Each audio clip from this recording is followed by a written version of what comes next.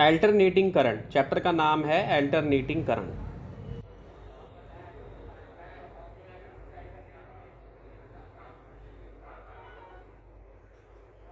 ठीक, तो इस चैप्टर का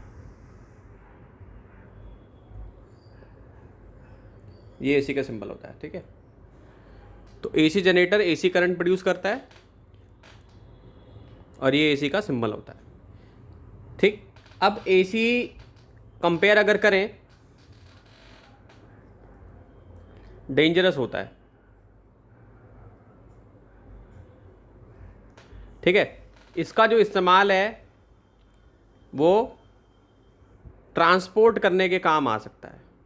मतलब अगर हरियाणा में बिजली पैदा हो रही है, उस हरियाणा से बिजली को दिल्ली में ट्रांसफ़र किया जा सकता है, ट्रांसपोर्ट किया जाता है यूजिंग एसी। ठीक है, यानी एसी को हम ज़्यादा दूर तक ट्रांसपोर्ट कर सकते हैं। ठीक, दूसरा एक अच्छी चीज़ ये है, it can easily be converted,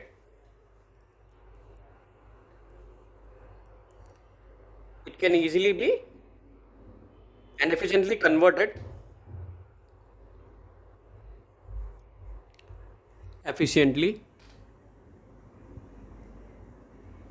converted okay.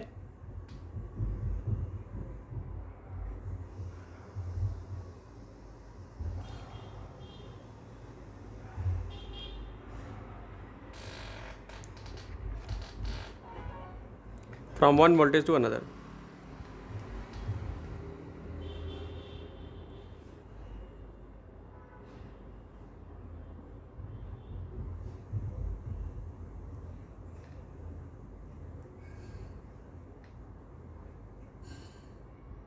ठीक है, तो एक इसका ये सबसे बड़ा एप्लीकेशन है। तो एक क्वेश्चन 1 नंबर का यहां बन सकता है, वाई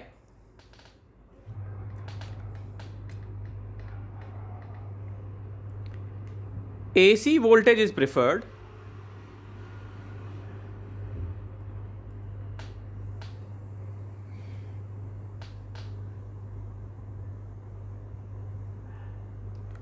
over DC voltage।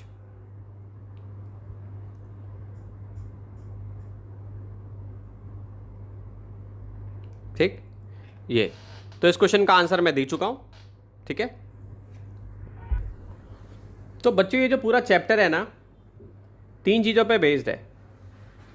हमें क्या देखना है, हमें एसी वोल्टेज को देखना है एक बार जब हम उसको रजिस्टर के साथ फिक्स कर देंगे, और उसका हमें फेजर डायग्राम देखना है।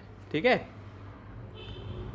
फिर हमें एक बार एसी वोल्टेज को कैपेसिटर के साथ कनेक्ट कर देना है, और फिर हमें उसका एनालिसिस करना है यूजिंग फेजर डायग्राम। ठीक है, फिर हमें इंडक्टर के साथ इसको अटैच कर देना है, जिसको कि हम एल से रिप्रेजेंट करेंगे, और फिर से हमें उसका फेजर डायग्राम एनालाइज करना है। और एक बार तो हमें तीनों ही LCR यानी तीनों को ही हमें AC के साथ कनेक्ट कर देना है, और फिर उसका फेजर डायग्राम से एनालिसिस करके इंपिडेंस वगैरह कैलकुलेट करना है। और एक इसमें जो टॉपिक है वो है ट्रांसफार्मर। तो ये 4 चीज़ों पे पूरा ये चैप्टर बेस्ड है, ट्रांसफार्मर। ठीक है, ये हमें अच्छे से पढ़ना है। ठीक, इससे भी बहुत क्वेश्चन आते हैं। तो सबसे पहला हम पढ़ लेते हैं कि जब AC वोल्टेज हम अप्लाई करते हैं टू अ रजिस्टर, तो हमने क्या किया भाई, हमने एक AC को ये इसके साथ अटैच कर दिया, AC सोर्स हमने लगा दिया यहाँ पे।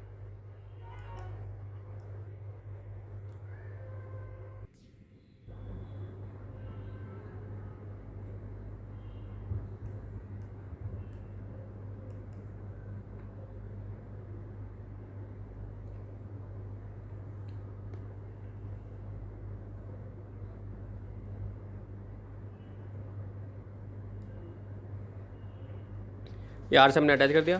सो AC voltage applied to register.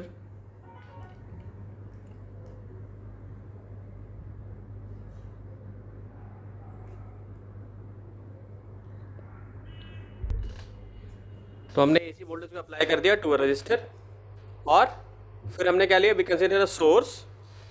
ये डेरिवेशन आती एग्जाम में, लिखते जाएं सब लोग। So we consider a source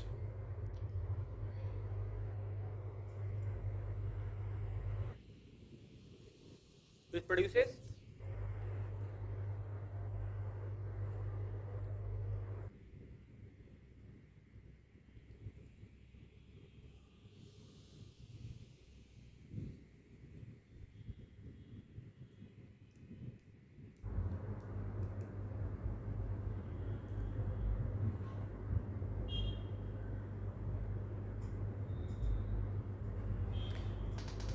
varying potential difference,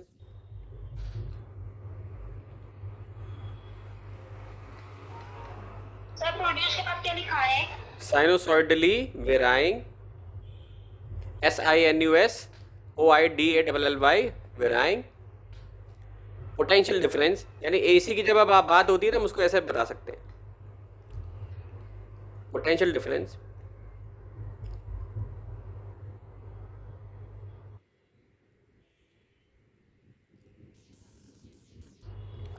across the terminal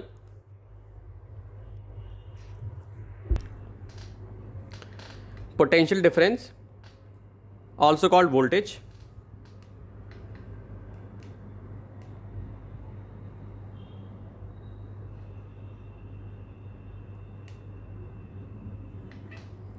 ठीक।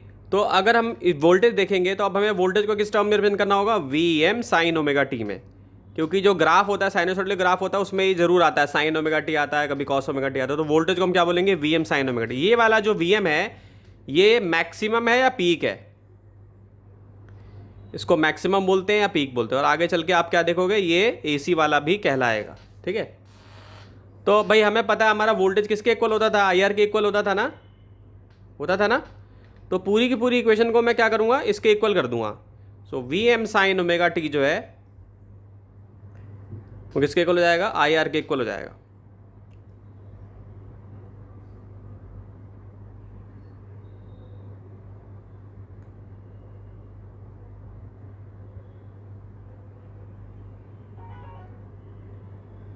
ठीक। सो और आई इक्वल टू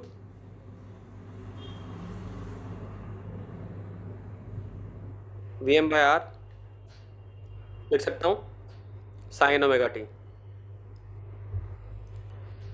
तो ये जो वी एम बाई आर है इसको मैं आई एम से भी रिप्रेजेंट कर सकता हूँ, ये क्या हो जाएगा, आई एम इक्वल टू क्या हो जाएगा, वी एम बाई आर। ठीक है, इसको लिख लीजिए। तो रजिस्टर के लिए ओम्स लॉ चाहे वो एसी हो चाहे डीसी हो दोनों के लिए बहुत अच्छे से काम करता है। और यहाँ पर जो ग्राफ है वो हमें ये बता रहा है कि वोल्टेज और करंट जो हैं ये दोनों फेज में हैं। कैसे पता चल रहा है, देखो एक ही अगर यहाँ पे पॉइंट ले लूँ मैं और ऐसे सीधा करूँ, मैं ऐसे पॉइंट्स ले जाऊँ तो देखो दोनों ऊपर आ रहे हैं एक ही टाइम पे, ठीक है। तो इससे मैं पता चल रहा है कि दोनों फेज में है। यही तो मैं देखना आगे के फेजर डायग्राम में, कभी करंट लीड करेगा, कभी कैपेसिटर लीड करेगा, कभी इंडक्टर लीड करेगा, कभी लैग करेगा, ठीक है। और हमें पावर सबका डिफाइन करना है, और एक हमें डीसी के तरफ देखना है, एक हमें एसी की तरफ, यानी डीसी की कंडीशन में हमें निकालना है, एक बार हमें एसी की कंडीशन में निकालना है, ठीक है।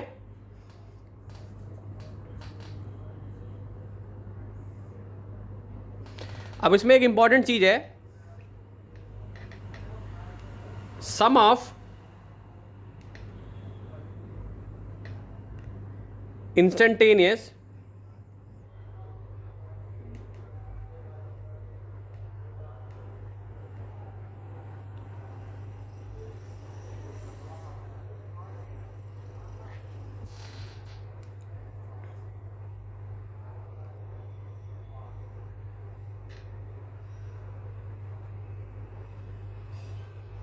करंट वैल्यूज, अभी रिलेशन बताया नहीं है, sum of instantaneous current values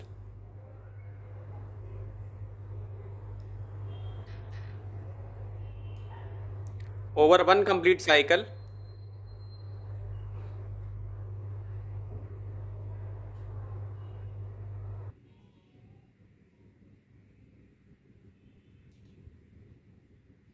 is zero and the average current is zero.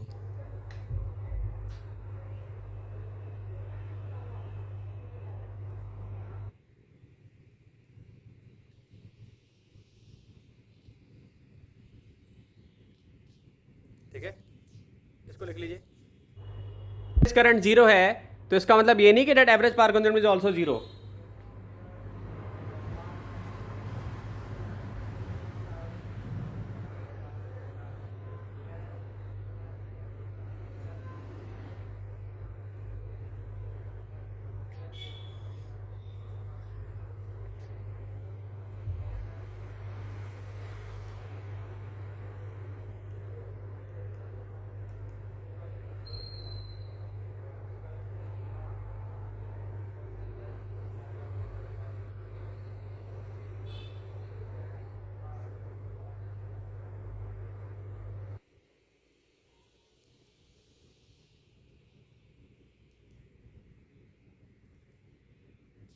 ठीक है, इसका मतलब ये नहीं कि एवरेज पावर जीरो होगी, हाँ लॉस भी होगा, जूस लॉ भी होगा।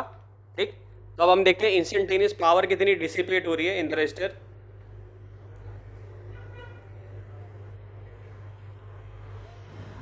Power dissipated in the resistor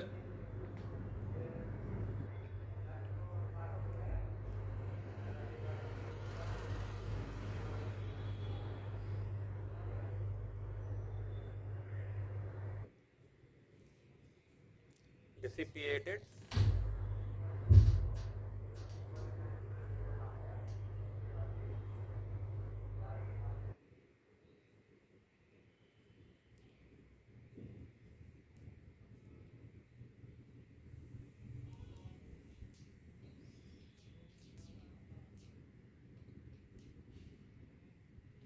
in the resistor is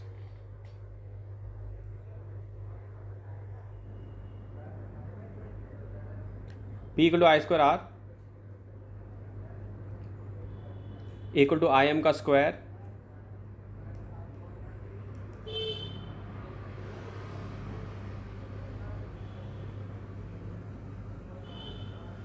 sign square omega T.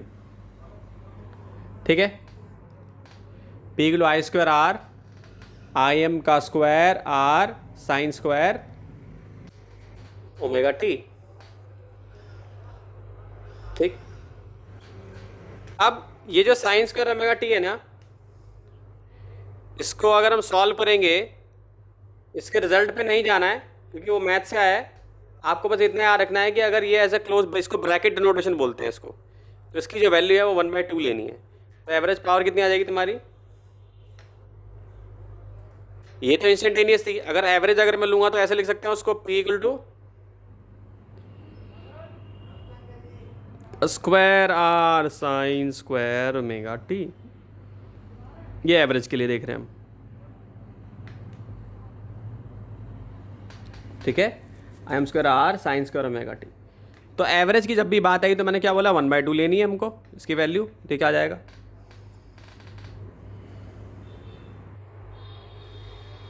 हो जाएगा 1/2 आई एम का स्क्वायर R, और ये साइन स्क्वायर ओमेगा टी की वैल्यू मैंने 1/2 यहाँ पर डाल दी, तो ये आपकी पावर आ जाएगी।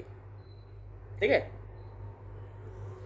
तो इसमें एक और चीज हमें डिफाइन करनी है, आरएमएस और इफेक्टिव। आरएमएस करंट और इफेक्टिव करंट। ठीक है, आरएमएस करंट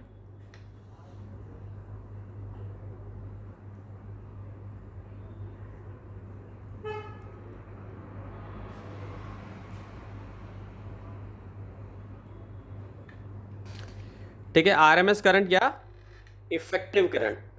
ठीक, तो to express power, to express AC power,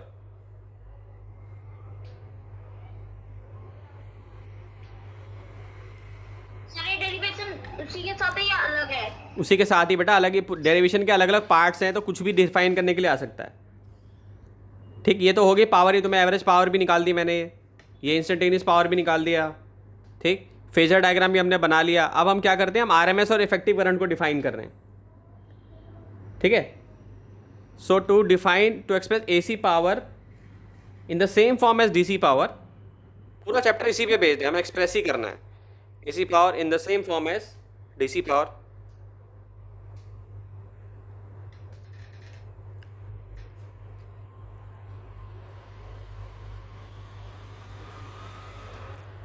ठीक, a special value of current is called root mean square or effective current. So a special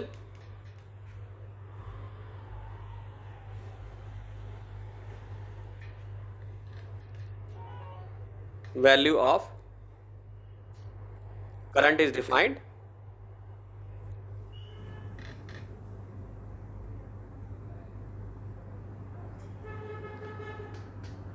is called RMS. RMS means root mean square और effective current.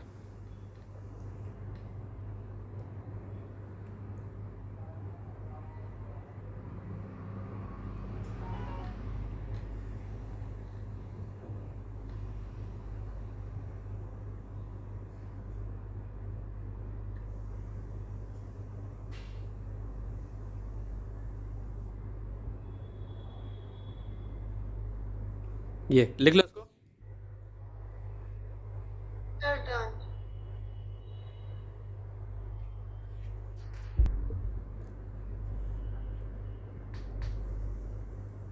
ये सब एक ही फॉर्मूले हैं, ठीक है। आई effective बोलूं, आई आर एम एस बोलूं, आई वर्चुअल बोलूं, तो तुम्हें क्या कर देना है, आई नॉट बाय √2 लेना है, ठीक है।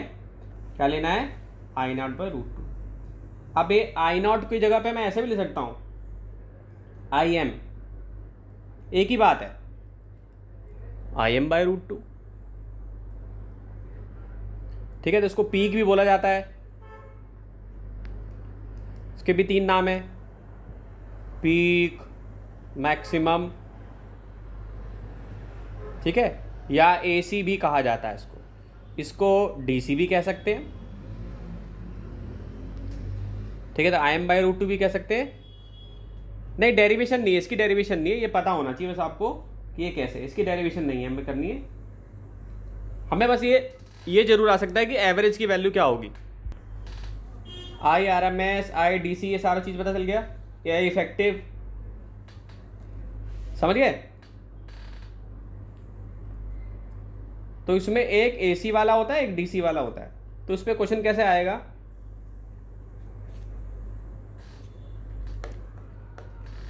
एक क्वेश्चन करा देता हूं इसी टॉपिक पे।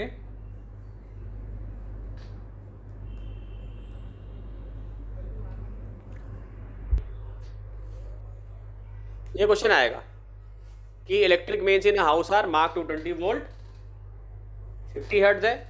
तो मैंने बोला कि घर में जो है ये डीसी वाला सोर्स है, यानी आई आर एम एस आपको दिया हुआ है, ठीक। तो आपको इक्वेशन बनानी है, तो हम ऐसा लिख सकते हैं, V naught sine omega T. जो कुछ भी हमने आर एम एस के लिए, आई के लिए लिखा था, वैसे ही हम वी के लिए भी लिख सकते हैं, यानी V R M S equal to we naught by √2 और वी इफेक्टिव या V D C V M by √2, same ही चीज़ है ये, ठीक। तो यानी कि हमें इसको इक्वेशन को इस फॉर्म में लिख के दिखाना है। तो हमें V जो है 240 वोल्ट दिया हुआ है, 220 वोल्ट दिया हुआ है, सॉरी। तो हम यहाँ पे कैसे लिख लेंगे, 220 यहाँ लिख लेंगे और V नॉट अपॉन √2 कर लेंगे, तो √2 इससे मल्टीप्लाई हो जाएगा ना। तो क्या हो जाएगा, √2 इंटू 220 और साइन ओमेगा की जगह पे क्या ले सकते हैं, 2 pi into frequency into time, ठीक है। तो ये हो जाएगा तुम्हारा √2 की वैल्यू 1.414 हो जाएगा, ये 220 हो जाएगा मल्टीप्लिकेशन में, और साइन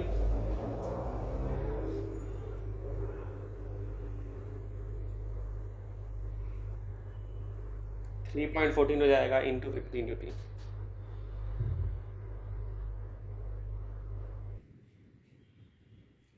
क्यों ले लिया, क्योंकि फ्रीक्वेंसी 50 हर्ट्ज हमें दिया हुआ था। एक बहुत ही सिंपल सा और प्यारा सा क्वेश्चन है ये, सबको समझ में आ गया होगा, आ गया।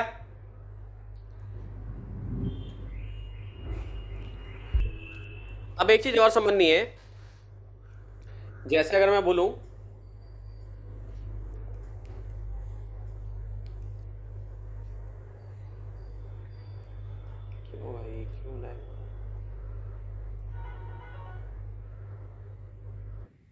तो अगर मैं बोलूं 220 वोल्ट आ रही है हमारे घर में, और ये क्या है, आरएमएस है, तो इसकी मैक्सिमम वैल्यू कितनी हो सकती है, ये इसकी मैक्सिमम वैल्यू है। तो 220 को √2 से मल्टीप्लाई कर दोगे तो कितना आएगा, लगभग ये हो जाएगा 1.414 इंटू 220, तो ये आ जाएगा तुम्हारा लगभग 311 वोल्ट के लगभग ये आ जाएगा। तो ये तुम्हारा 311 वोल्ट हो जाएगा इसका मैक्सिमम वैल्यू, समझ गए, ठीक है। अब आप लोग एग्जाम्पल 7.1 एनसीईआरटी का ट्राई करें, जो कि पेज 236 पे दिया हुआ है। इसको ट्राई करें, बहुत इजी क्वेश्चन है। क्वेश्चन में कहा है कि बल्ब की रेटिंग है 100 वाट। वाट किसकी यूनिट होती है भाई, पावर की होती है, 220 वोल्ट दिया हुआ है, यानी कि आरएमएस आपको दे रखा है वोल्टेज, ये आरएमएस वोल्टेज है आपका, ठीक। तो कह रहा है रेजिस्टेंस बताओ, power equal to V square by R होता है formula, R equal to V square by P हो जाएगा। बिल्कुल इजी क्वेश्चन है। वोल्टेज कौन सी है यहाँ पे, 220, पावर कितनी है 100, सॉल्व करेंगे कितना आ जाएगा 484 ओम, ठीक। पीक वोल्टेज बोला है, तो पीक मैंने किसको बोला है, V equal to we naught by √2, ये पीक वाला है। ये जीरो अगर बनाता हूं यहां पे तो, या इसको ऐसे भी लिख सकते हैं VM बाई √2, यानी AC भी बोल सकते हैं इसको हम, ठीक है। सो कितनी वैल्यू हो जाएगी 220 इंटू √2, अभी ऊपर निकाला था मैंने ये 311, तो ये कितना आ जाएगा 311 वोल्ट। अब कह रहा है आरएमएस करंट बताओ through the bulb, RMS current की बात कर रहा है, यानी कि आई की बात कर रहा है, तो I equal to P by V भी होता है। पावर हम लोगों को पता है, वोल्टेज हम लोगों को पता है, दोनों ही, क्योंकि आई हमारा डीसी वाला पूछा है, आरएमएस वाला पूछा है, तो हम इसको ले लेंगे 100/220 वोल्ट कर देंगे, कितना आ जाएगा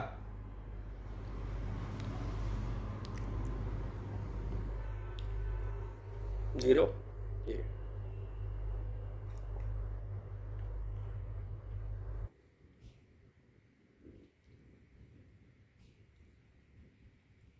ठीक है, तो ये इसका आंसर हो जाएगा। इजी क्वेश्चन था ये। क्वेश्चन है, इस ग्राफ की हमें आईआरएमएस वैल्यू दिखानी है, तो कैसे निकालेंगे आईआरएमएस, तो इसका जो ग्राफ का एरिया अगर हम निकाल लेते हैं, ये पूरा एरिया निकाल लेते हैं, तो हमें आईआरएमएस पता चल जाएगा।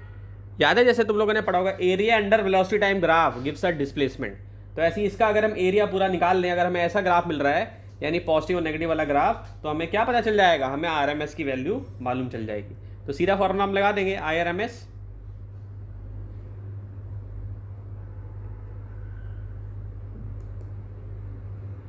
इक्वल टू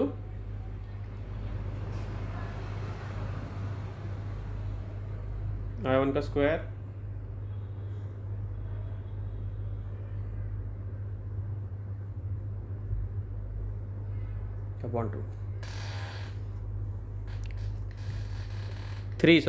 अपॉन 3, तो उसको सॉल्व कर लोगे,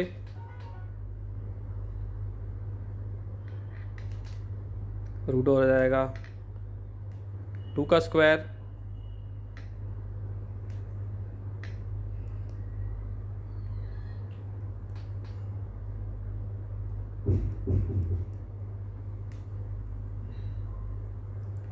प्लस -2 का स्क्वायर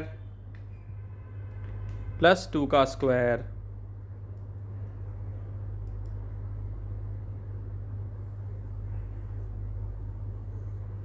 अपॉन 3। सॉल्व करके देखो कितना आ रहा है।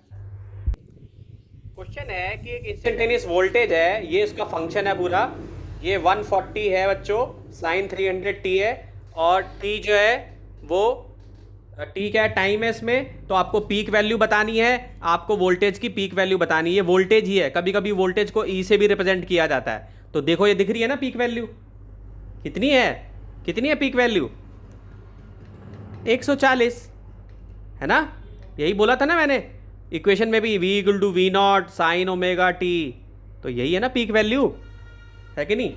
ये कितनी है 140 है, ठीक। उसके बाद बोला आरएमएस वैल्यू, आरएमएस करंट बोल रहा है, तो आईआरएमएस इक्वल टू क्या लिखूंगा मैं, I0/√2 लिखूंगा। और अगर वोल्टेज बोला है, तो वी आरएमएस क्या हो जाएगा, करंट की जगह पे यहां पे बेटा वोल्टेज कर लो, ठीक है, तो V0/√2 हो जाएगा। मैंने पहला पार्ट अभी कराया है इसका, ठीक है, पहला पार्ट कराया है। जिन बच्चों के एग्जाम है जिनमें एसी आ रहा है, तो मैं उनको यही सजेस्ट करूंगा ट्रांसफॉर्मर कर लें। ट्रांसफॉर्मर की वीडियो में पहले ही बन चुकी है, अगर किसी का पेपर है और मान लो उसको लगता है सिलेबस अभी वैसे चल रहा है, तो ऑलरेडी ट्रांसफॉर्मर की वीडियो बनी हुई है विथ न्यूमेरिकल, क्योंकि मैंने किसी और बच्चे को अकेले में जो पढ़ता है मेरे से, उसको मैंने कराया हुआ है। तो आप लोग चाहें तो खुद से देख सकते हैं, ट्रांसफॉर्मर तो आएगा ही आएगा, लिखवा लो गारंटी के साथ, या तो न्यूमेरिकल आएगा या उस पर थ्योरी आएगी। तो मैंने ट्रांसफॉर्मर 3 वीडियो लेक्चर्स में कवर किया पूरा ढंग से, बिल्कुल बोर्ड के भी क्वेश्चन कराए हैं वैसे भी, तो आप देखना चाहो तो देख सकते हो, ठीक है। और जिसका अभी सिलेबस सही चल रहा है जिसके स्कूल में EMI तक आ रहा है तो वहां तक हम कर सकते हैं, ठीक है। एक बच्चा कह रहा है 7.3 फिगर बता दो, मैं बता देता हूं अभी। ठीक है बेटा, अभी से एक लिंक भेज देता हूं मैं, ठीक है, लिंक भेज दूंगा अभी।